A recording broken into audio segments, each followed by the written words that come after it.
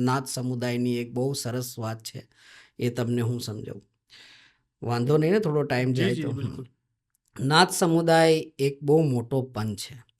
નાથ સમુદાયમાં શું હોય છે કે એ સિર્ફ ભજન કીર્તન કરતા હોય છે.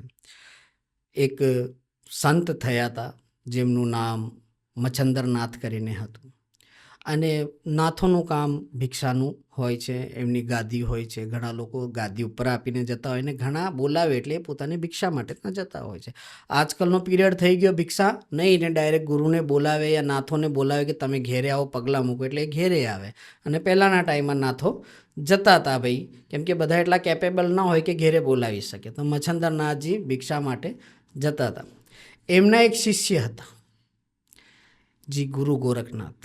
એમને બી ઉત્પત્તિ કેવી રીતે થઈ એ બી હું તમને કહીશ. તો મચ્છન્દરનાથજી ભિક્ષા માટે ગયા, અને ગયા એટલે એક સ્ત્રી આવી, બોલે પ્રભુ શું કરું, 8 વર્ષ લગ્નને થઈ ગયા છે ને ઘરમાં કોઈ કિકારી કરવાવાળું નથી, એટલે કોઈ બાળક નથી.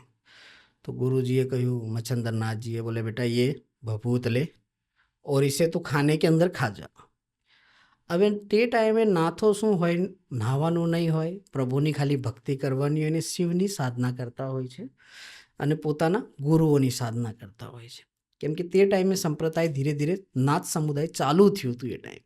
એટલે લોકોને શું એમ થાય કે આ હું આપી ગયો, હું તો નથી ખાવાની. એણે પડીકા લીધી, જેમ એ ગયા ને રાખ ફેંકી દીધી. એ જ્યાં ફેંકી ત્યાં છાણાનો ઢેર લાગેલો, તે ગાઉ ને એ બધી બેઠી હોય ને એ જગ્યાએ એને ફેંકી દીધી. ઘરની પાસે આપણે નથી કરવું. બોલે વાંધો નહીં.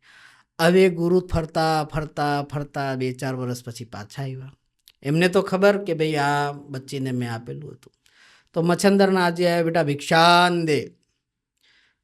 આવ્યું, બોલે બેટા કિકારી નથી સંભળાઈ રહી, બોલે ઘરના અંદર. બોલે ગુરુજી કંઈ થયું જ નથી. એવું તો બની જ નહીં શકે બેટા, તને હું ભભૂત આપીને ગયો તે ખાધી નહીં હશે. બોલે નહીં ગુરુજી, મેં ભભૂત છે ને બી ગઈ હતી એટલે મેં ખાધી નહીં. તો રે બોલે ગાંડી, ભભૂત કાં નાખી? બોલે મેં ગાયું ત્યાં બેઠી છે ને ત્યાં નાખી.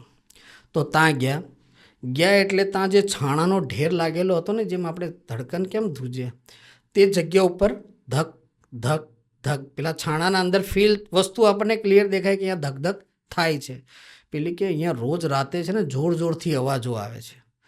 એટલે ગુરુજી સમજી ગયા મચ્છન્દરનાથજી કે આ તો મારો જે આપેલી ભભૂત છે એના અંદરથી જે થવાનું હતું એ તો થયું જ છે. પછી એમણે કહ્યું કે બેટા ખડા હો જા, તેરા ગુરુ આ ગયા હૈ. મચ્છન્દર આ ગયા, ખડા હો જા બેટા. તુરંત છાણામાંથી એક વિવિધ શક્તિ દ્વારા એક વસ્તુ તૈયાર થઈને બહાર ઊભી થયું ને એકદમ સાક્ષાત તેજસ્વી બાળકના રૂપના અંદર ગુરુ ગોરખનાથ ઉત્પન્ન થયા. ત્યારે એમણે કહ્યું કે પ્રભુ મુझे आप किस नाम से बुलाओगे? तो कहा बेटा तू गोबर में से तैयार हुए हैं तो संसार आपको गुरु गोरखनाथ के नाम से जानेगा. એટલે ત્યાં ગુરુ ગોરખનાથ જેમનું નામ પડ્યું ને ત્યાંથી પડ્યું. તો જ્યારે આ સંતો પોતાના શિષ્યોને શીખવાડતા હોય, વિદ્યા આપી દેતા હોય તો એ લોકો એમને એક પીઠ આપી દેતા હોય. પીઠનો મતલબ ગાદી આપીને પોતાના કર્મમાં પાછા જતા રહે. કેમ કે એમને મોહ માયાથી કોઈ મતલબ નથી હોતું કે ભાઈ આ મારો શિષ્ય છે, મેં ઉજાગર કર્યો છે આની સાથે, એવું નથી હોતું. એ સ્થાન આપી દીધું પછી જતા રહે. તો એમ કરતાં કરતાં એ કામરૂ પ્રદેશ જતા રહ્યા. કામરૂ પ્રદેશ ગયા એટલે કામરૂના અંદર શું હોય છે, કુછ દિશાઓ બાંધેલી હોય છે કે આની બોર્ડર પાર થાય એટલે માણસ પોતાની શક્તિ છિન્ન કરી દેતો હોય છે ને ભાન ભૂલી જતો હોય છે, સ્ત્રીઓના રૂપમાં ખોવાઈ જતો હોય છે. આ બહુ સરસ વાક્ય છે જે હું તમને કહી રહ્યો છું ને સત્ય ઘટના પર આધારિત છે, જે શાસ્ત્રોમાં લખેલી છે એની હું વાત કરી રહ્યો. તો ત્યાં સ્ત્રીઓના ઘેરામાં બંધાઈ ગયા ને એ સ્ત્રીઓ સાથે જોડાવાનું ચાલુ થઈ ગયું એટલે એમની બધી શક્તિઓ છિન્ન થવા લાગી. એમને ખબર નથી કે હું મચ્છન્દરનાથ છું, કેટલો મોટો નાથ છું, એ બધું એમના માઇન્ડથી નીકળવા લાગ્યું. તો ગુરુને શોધવા માટે ગુરુ ગોરખનાથ બી ફરતા હતા. તો ગુરુ ગોરખનાથની ત્યાં સુધીમાં એટલી પ્રતિ થઈ ગઈ કે લોકો એમને નામથી જાણવા માંડ્યા. તો ટોન મારવાવાળા બી તો હોય ને, કેમ કે મચ્છન્દરનાથજીને ત્યાં જતા તો જોયા હતા કામરૂ પ્રદેશ, લેકિન આવતા કોઈ નહોતું જોયું. તો એક વ્યક્તિ કહે બોલે તું આટલો મોટો સંત છે અને લોકોનું ભલું કરે છે, તારો ગુરુ તો પેલી સ્ત્રીના ચરણોમાં પડ્યો છે, એને ત્યાંથી છોડાવ. હવે ગુરુ ગોરખનાથ શું કરતા હતા કે લોકોની સમસ્યા દૂર કરતાં કરતાં એ ભૂલી ગયા કે મારે ગુરુનું બી ધ્યાન કરવાનું છે. તો એણે કીધું તમે કાં જોયા મારા ગુરુને? બોલે કામરૂ પ્રદેશના અંદર આ ઘરના અંદર સ્ત્રી સાથે રહે છે.